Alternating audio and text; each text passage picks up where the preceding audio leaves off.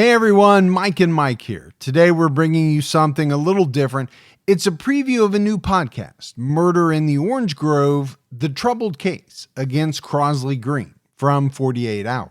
In the early 90s, Crosley Green, a Florida black man, was sentenced to death by an all-white jury for the murder of Chip Flynn, a crime Green insists he didn't commit.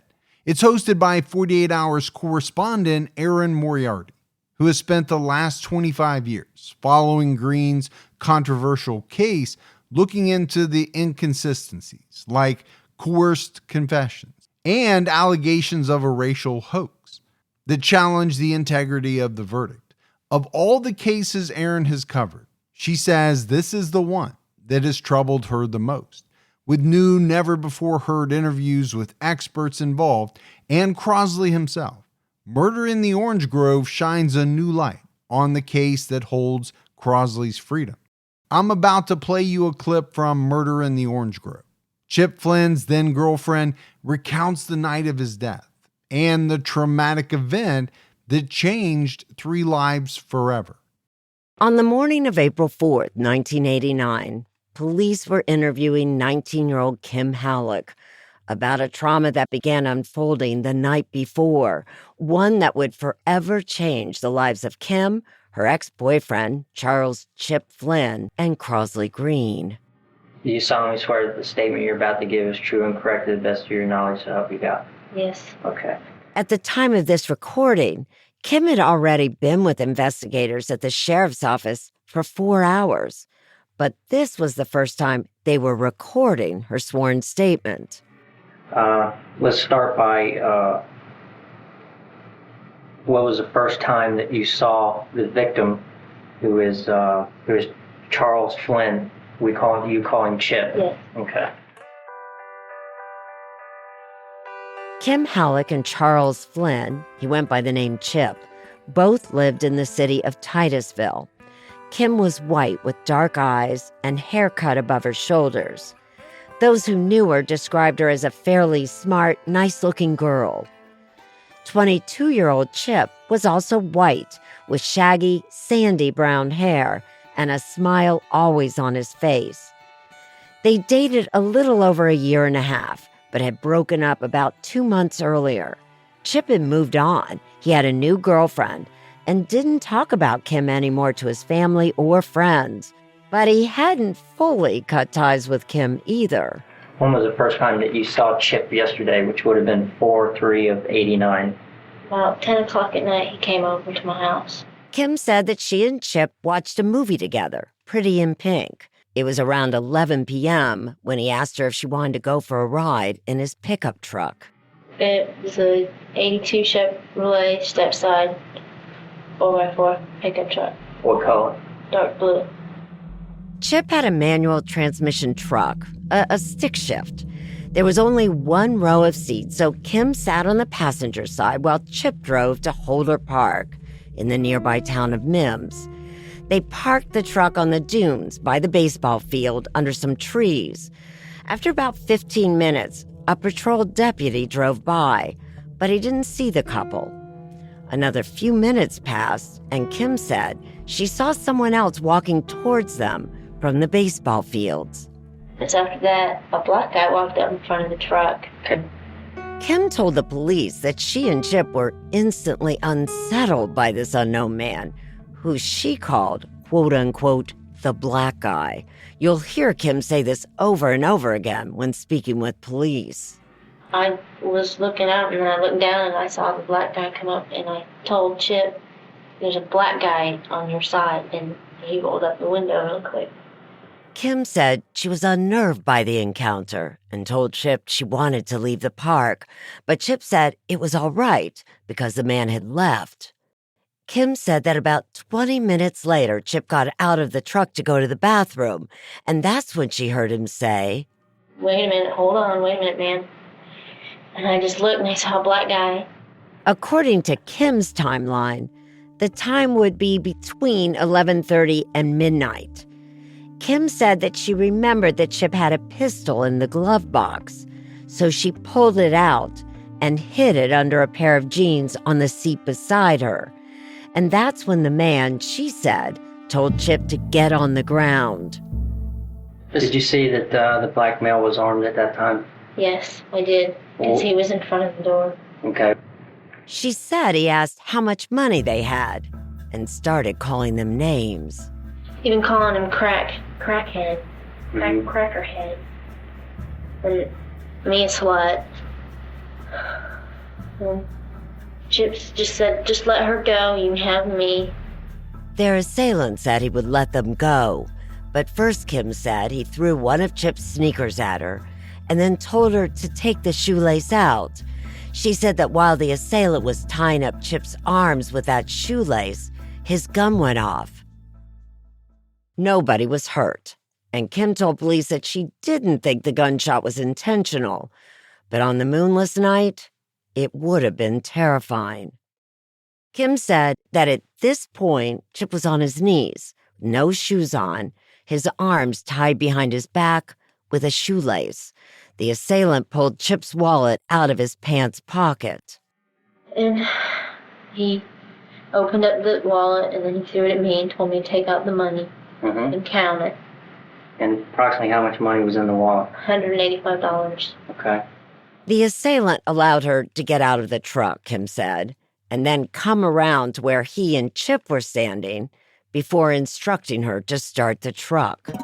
What is he doing with the gun while he is giving you the instructions? He's got it on Chip. He's holding the gun on Chip? Yeah. Then, according to Kim, all three of them got back in the pickup truck on that one row of seats. Chip is now in the passenger side with his hands tied, Kim in the middle, and they're now kidnappers steering and shifting gears. They begged him to let them go, with Chip once again offering himself up to save Kim. Take me, you can do what you want, just let her go. And he said he was going to, but I knew he wasn't.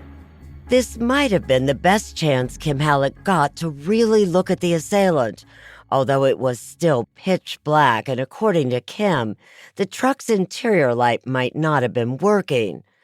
The police officer questioning Kim was eager to try to pin down a physical description of the assailant, from his height. How tall was he? Between 5'8" and about 6 foot. And his weight. About 180 pounds. Kind of a big build. To his clothing. Had a big heavy jacket on, a dark heavy jacket. Remember what color? Possibly green, a real dull green. Blue jeans and big heavy boots, like working boots. To his hairstyle. Just afro and there, nothing fancy, nothing weird. Was that thick, long, short? Just thick. Kind of long, not long. A little bit of an afro. But Kim was unable to provide a detailed description. Anything else unusual about the face? Not really. I really didn't get a real good look at him. I was really scared. In her terror, Kim said she did not get a good look at the assailant. Another police officer pressed her about the man's footwear again later in the interview. Describing his footwear, are you certain of what type of footwear he was wearing, yes or no? Not real certain. So the answer is no. Right. Okay, could he have been wearing tennis shoes? That's possible, isn't it? Yeah, but it seemed like tennis shoes weren't heavy enough for what he was. Okay. Your recollection in describing his footwear is not based on something you visually saw and remember. It's a sound you heard. Yeah. Kim told police that the man made her and Chip duck down as they drove out of Holder Park, and when Chip lifted his head, Kim said the assailant yelled at him to put it down or he'd blow his head off. Okay, what was he doing with the gun at the time? He had it at me. Where was he pointing Like it? at my side. Was he holding it there while he was shifting too? How was he doing that? He had it in his hand while he shifted. Pretty sure. If you couldn't quite hear, Kim said that their kidnapper was holding the gun, pointing it at her, while shifting gears and driving. At this point, Chip found his own gun, the one that Kim said she hid under a pair of jeans on the seat. Chip motioned to Kim to scoot up so he could get a clear shot at their assailant. But Kim said she couldn't move without the driver noticing. 10 minutes later, the assailant stopped the truck at a familiar landmark, the orange factory. Nevin's Orange Factory. Yeah, that's it. Mm-hmm.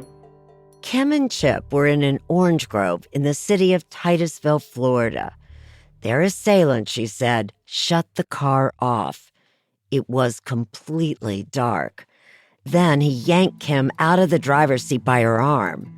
Kim said she pulled free and then ran around to the passenger side of the truck, opening Chip's door.